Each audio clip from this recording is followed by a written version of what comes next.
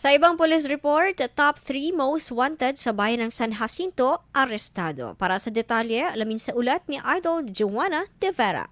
104.7 IFM. Report!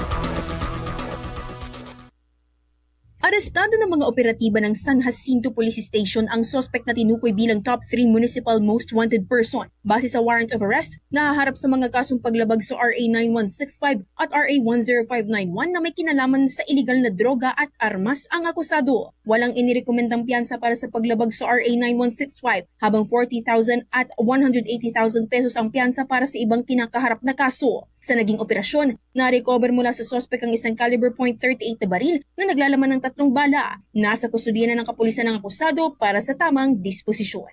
Kasama mula rito sa IFM Dagupan, ito si Idol Joanna De Vera, Tatak IFM.